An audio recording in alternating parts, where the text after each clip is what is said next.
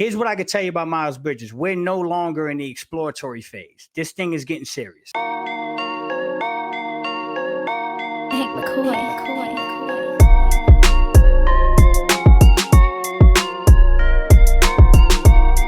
Welcome into a special PHNX Suns podcast with some not breaking news, but some updates on the trade front. He is Flex. I'm Espo. Flex, how are you this afternoon, my man? I'm good, my brother. Busy. It's that time of year, man. No sleep, but that's what the job. That's the duty. So not complaining. Well, no sleep and no longer in Brooklyn or the general area. He is Flex, and he's got all the information. Three guys that have really come onto the radar over the last day, two that really seem like are of interest to the Phoenix Suns. Obviously, Miles Bridges, Royce O'Neal, and KJ Martin. What can you tell us on these three guys, and what's the latest? Yeah, so we'll go in that order, man. A guy like Miles Bridges. So, the Suns have been having exploratory talks about Miles Bridges for quite some time. And we've been talking about it behind the scenes for roughly a month and a half now. We've been talking at length behind the scenes about Miles Bridges. Here's what I can tell you about Miles Bridges. We're no longer in the exploratory phase. This thing is getting serious, okay? It's graduated over the last 24 to 48 hours. I can tell you that I've spoke to multiple contacts that have confirmed to me that this is moving now. This is getting potentially towards even a finish line, and it makes a lot of sense on the basketball court. This is a guy in Miles Bridges who's a 6'6" power forward, 225 pounds. He's 25 years old. Okay. And he's on a $7.9 million expiring contract, and he has veto power because of the qualifying offer. And so this guy is uber talented on the basketball court. Off the basketball court, he's done some things that has caused some controversy. But if we're talking just basketball, it makes a lot of sense for the Suns to be moving into the phase where this gets a lot more serious, because you're not just going to get a guy like Miles Bridges. They don't grow on trees as far as basketball talent. This is a guy that just 2 days ago, Espo, he scored 30 points, 15 rebounds, 5 assists. He had 3 blocks. He had a steal. He shot 55% from the field and 46% from 3 on 13 shots. He was 6 for 13.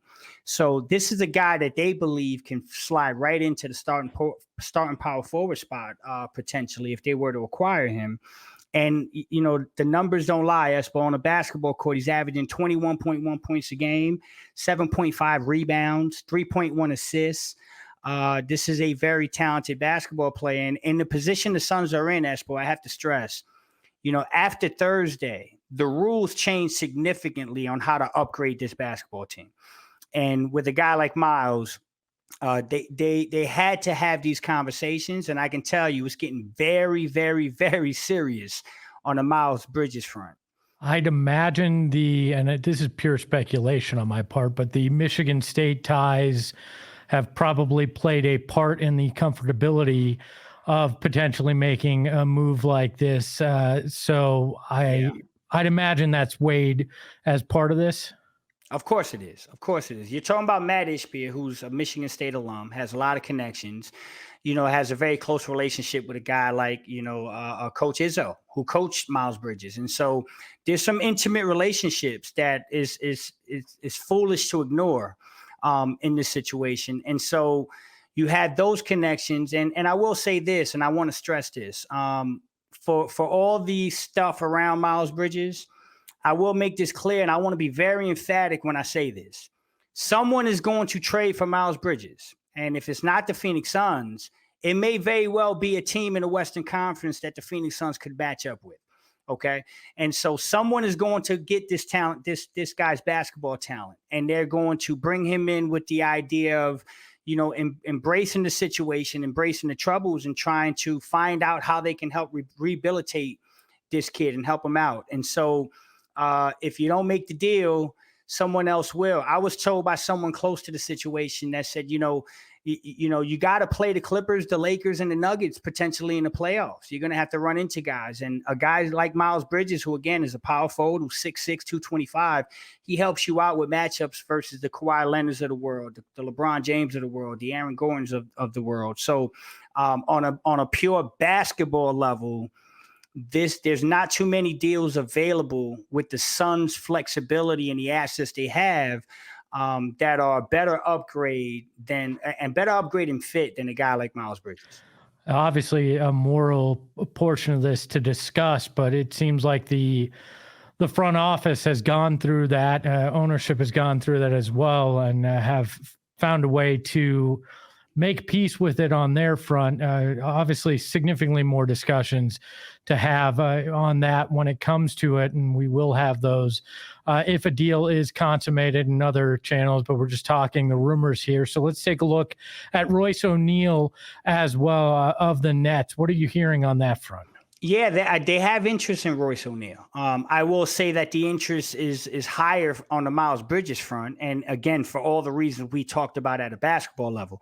But Royce O'Neal's a good player. He's more of a combo forward, more of a small forward. He's 6'6", 226, so he's got a good body. But he's 30 years old, Espo.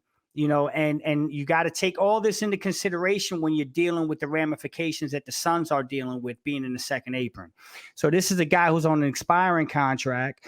Again, he's 36 years old. He's on a $9.5 million expiring contract, so slightly higher than what Miles Bridges' contract is.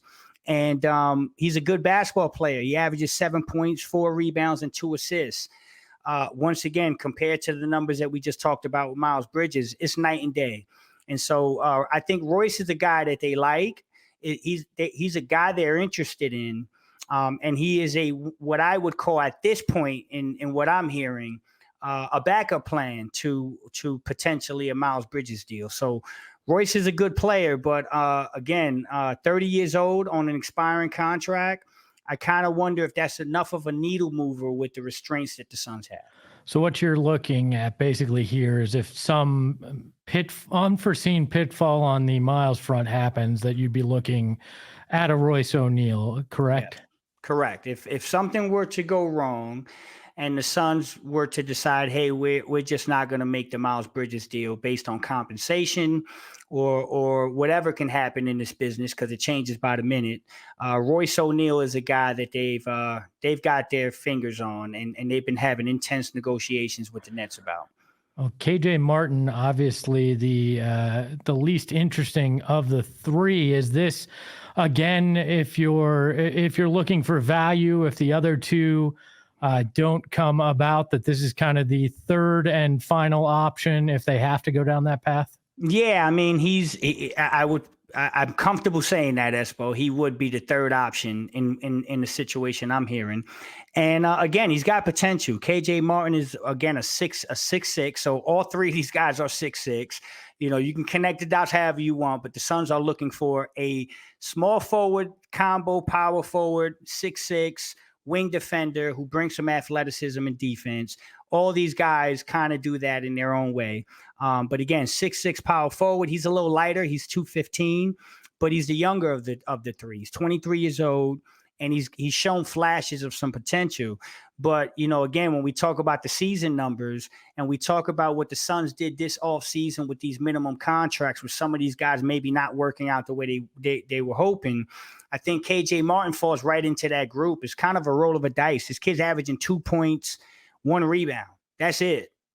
Not even an assist. So he's on a $1.9 million expiring contract. Money-wise, it's easier to make it happen. But when you look at these three players and you look at what they're looking for, it makes a lot of sense that the Suns are now getting into the more serious phase in regards to negotiations with the Charlotte Hornets about Miles Bridges. Correct me if I'm wrong, but KJ Martin's a guy that they've shown interest in the past. I assume that the front office just sees something with his potential there. Yeah, they've had their eye on KJ for quite some time. He's a guy that has been in my ear for quite some time over the last couple years, and so that happens a lot in basketball. For instance, I brought it up recently the other day. When we acquired Grayson Allen in the DeAndre Ayton trade, I wasn't shocked because they were trying to acquire Grayson Allen last year in the talks for Jay Crowder. And so sometimes you have your eye on a player and it doesn't necessarily happen when you're trying to make it happen, but down the road when the opportunity presents itself, you get it done. And there's an opportunity to get a young KJ Martin in here. So it's going to get interesting, but the last 24 hours have been really interesting on the Phoenix Suns front, Espo. And we've kind of refrained from getting into a lot of this, but at this point, we've graduated to the point where things are getting serious, and something could happen pretty soon. So I thought it was a good idea to get out ahead of this and start talking about it. Yeah, I mean, we've talked about the guys that they might get as talks intensify. I assume, just looking at the financials of it and the CBA, that we're probably talking about Nasir Little, who everybody's had circled there, and somebody like a Chemezi that makes that kind of money in any of these kind of deals, correct? I mean, it's the usual suspects, nothing surprising. Yeah, the base foundation is always going to be Nasir Little because he's the contract that allows a lot of this stuff to work. And then you have a bunch of guys that they brought in that are on minimum contracts, the Chemezi Metus of the world, the KBDs, the Utas, the Jordan Goodwins. And so all those guys are up in the air. But I would imagine that I will say this. I was given this little nugget before I started the show. Pay close attention to who doesn't play tonight. Gotcha. All right. And you can kind of connect the dots. I'm always uncomfortable throwing names out there because I have relationships with some of these guys and their agents. And it's always uncomfortable when this time of season comes around. But yeah, if it walks like a duck and it quacks like a duck, you know what I say. Don't call it a dog or a dinosaur. It's a duck. So pay attention to who doesn't play tonight in regards to some of these talks. We've talked wings, no duck pun intended. We've talked wings, but I know the other position that has been brought up by fans and in some minor rumors is obviously point guard, in particular backup point guard position. There was a report earlier today that the Wizards are looking for 2 second-round picks for Tyus Jones instead of the first rounders that they were looking for initially. Do you see the point guard position as one that the Suns are still kicking the tires on, and Tyus Jones in particular? I will say that the number one priority is a wing defender that can do everything that we just talked about previously. I also will say that I don't think the Suns will turn their face at potentially acquiring a backup point guard. Okay. It's something that they've talked about, but it's not the priority. I do not view it anymore as something that is a priority to them, more of a luxury. If they were able to make a deal and then maybe potentially fall into a point guard in the buyout market, or someone that's value significantly drops at the deadline and they just can't refuse, I wouldn't completely rule that out. But a guy like Tyus Jones is interesting, and it goes back to what we just talked about. This business, sometimes there has been interest in Tyus Jones for quite some time. The Phoenix Suns like Tyus Jones. The problem is you have to make these deals, and there's layers to it. There's the basketball point, there's the player perspective, the fit, and then the financials when you talk about the agent and the career perspective for certain players. And so a guy like Tyus Jones, when he was a backup point guard, was a guy that had interest in playing for the Phoenix Suns. But I think at this point in his career, after the Washington trade, this guy's a starting point guard in the NBA. And it's hard for the player to get into a mode of, I'm trying to be a starting point guard in this league. I'm trying to put me and my family in the best position possible. I don't know that Tyus would be okay with coming to Phoenix and becoming a backup point guard for the foreseeable future, the way this roster is built. And so I wouldn't say the Suns don't have interest in Tyus, but I will say that in this business, a lot of these trades have to have some type of mutual interest to get to the finish line. I just don't see that happening with Tyus.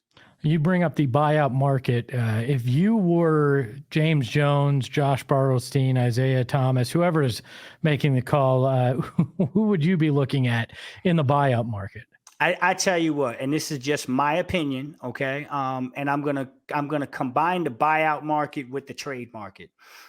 If I were running this organization and I had the opportunity to make the calls, I would be really looking at the Miles Bridges possibility, and then calling up PJ Tucker when he got bought out and see how bad he wants to come back to the Valley and play with Devin Booker and the crew. Because I think that solidifies a lot of the holes that we're looking at. We're looking at the ability to guard some of these forwards in playoff series. guys like Miles Bridges and PJ Tucker will help you in that situation. And I just think a guy like PJ Tucker brings an attitude and a toughness and that dog that we talk about in the locker room, into practices, and would be an incredible insurance policy in the event if someone were to get hurt in a playoff series, or we need to find a way to figure out, fill the gaps for maybe a game or two. PJ Tucker is a guy that's experienced and has done it. And so, yeah, in the buyout market, a guy like PJ Tucker is a guy that you can't ignore. And with the ramifications of, the Suns only being allowed to negotiate with people who make $12 million or 12.4 and under, he fits right into it. So you're also limited with some of the buyout market stuff. I would think that the Phoenix Suns are prioritizing something along that line. He is Flex from the Nipsey Hussle Trade Command Center. Flex, thanks for all the updates. We'll talk to you soon. I appreciate you, Espo.